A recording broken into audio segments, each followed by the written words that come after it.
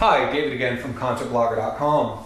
Today I have the wonderful privilege to be sitting down with Fatherson, a great new band from out of Scotland. Hi, how you guys doing? Hi, as well. Great. Why don't you introduce yourself, tell me who you are and what you do in the band? I'm Greg and I play drums in Fatherson. I'm Ross, I sing and play guitar in Fatherson. I'm Mark, I play bass. Okay, well, wonderful. Thanks for taking some time out. I know you have a show here tonight in New York City, but the real reason of your trip is you're going out to South by and doing a bunch of shows out there later on this week. Good luck on that. I don't know, it's really difficult to kind of be noticed when there are like 10,000 other bands but at the same time, that's the only way to get noticed is to put yourself out there and to be in a position like that and try to show what you have to the right people, I guess.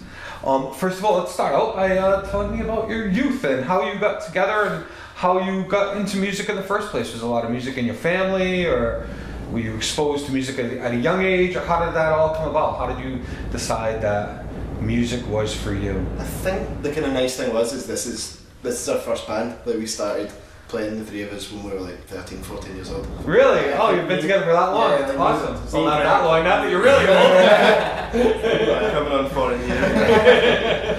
Yeah, me and Greg pretty much learned to play our instruments through this band kind of thing.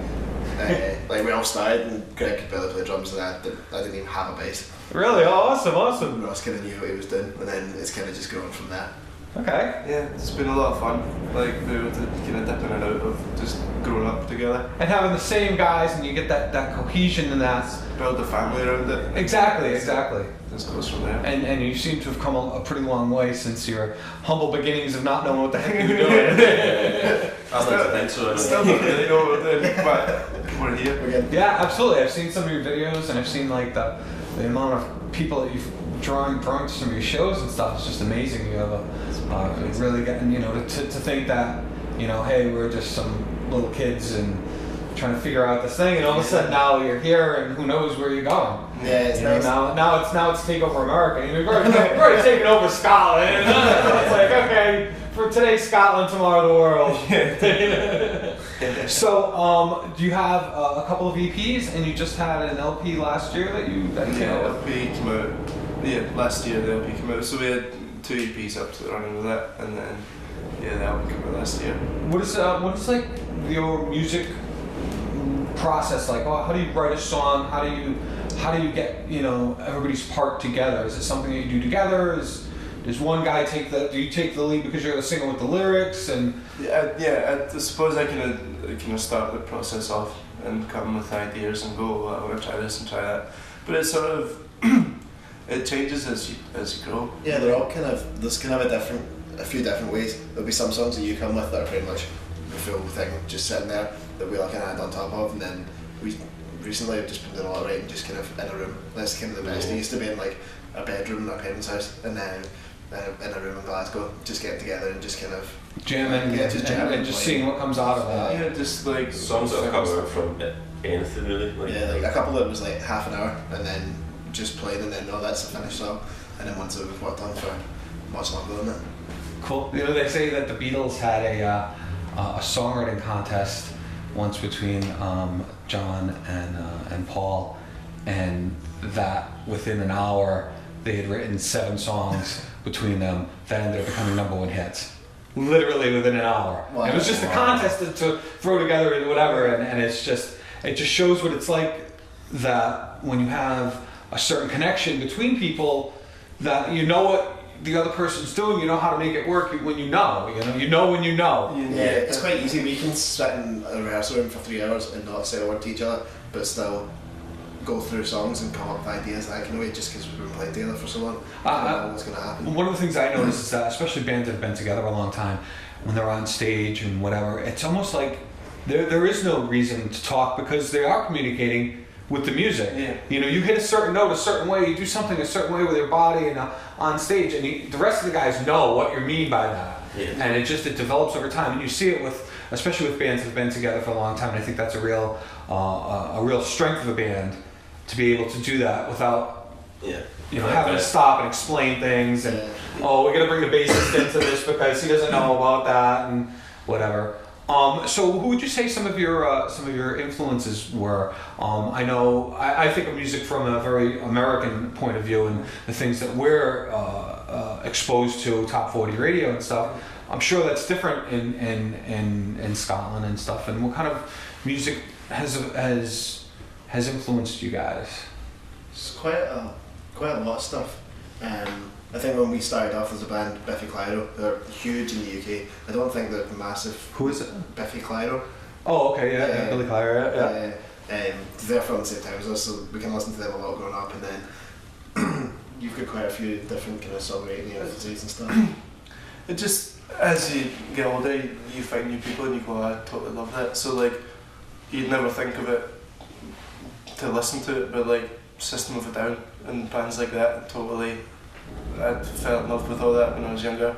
And then sort of more songwritery, like Joni Mitchell, incredible, like James Taylor and like Ray LaMontagne and all that kind of stuff. It just sort of all blends together. I think if you manage to take something out of everything and make it your own. And just kind of put it in your own stew and just go like Manchester Orchestra and stuff, bands like that. They were kind of got into that a few years ago, and then that's kind of been a big thing. A lot of influence we take from touring with bands, like we see a live show, or like any band, like even if they're supporting us or we're out supporting them on tour, like we take a lot from just watching their show and saying, wow, I never thought of doing something like that. Something like that, that idea. Just completely opens your mind to like, well, this is what we do, but this another band's doing this, and we could do that, or it just completely opens your mind.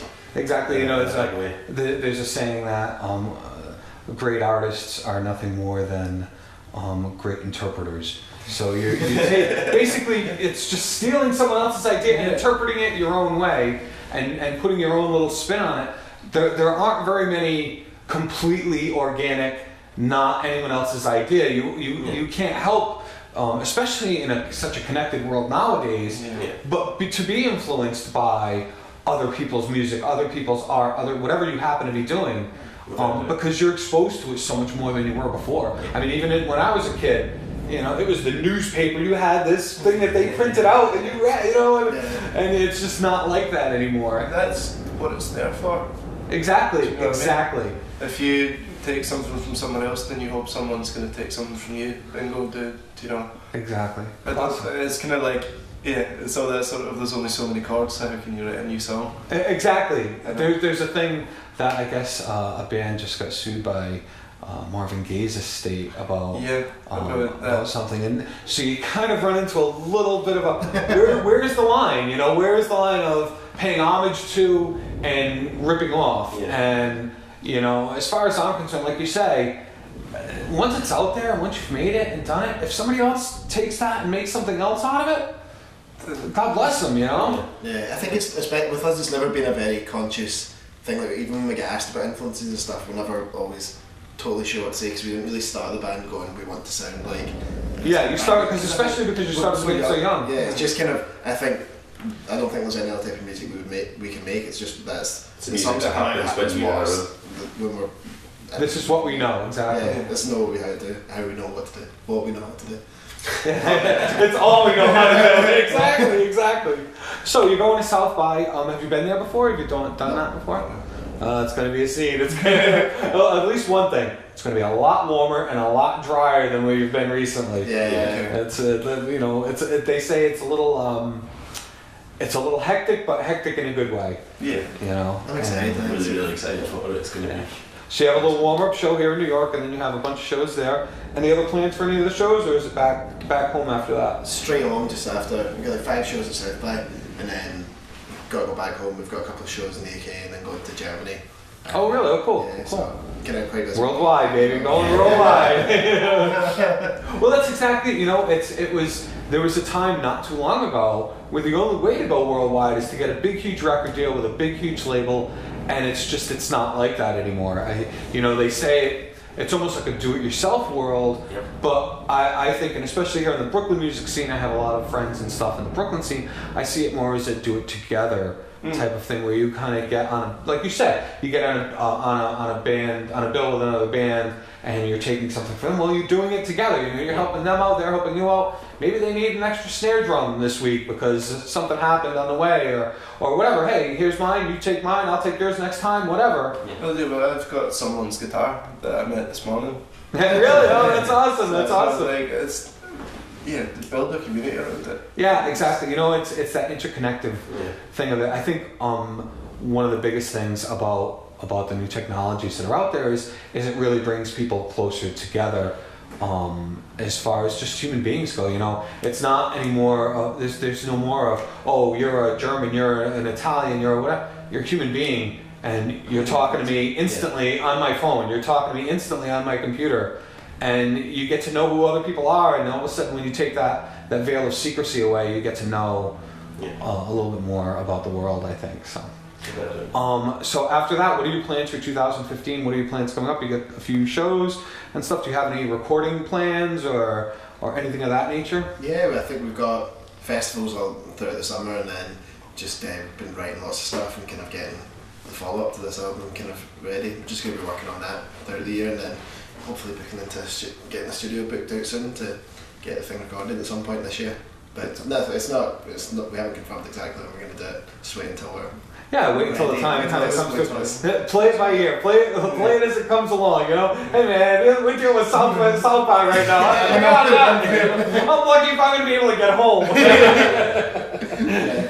Well, thanks a lot, guys. I really appreciate you sitting down with us. I know we're going to do a little song here. And I really appreciate you taking the time out of your busy schedule, and I look forward to seeing you out there on the road this year. Thank you very much. Thanks.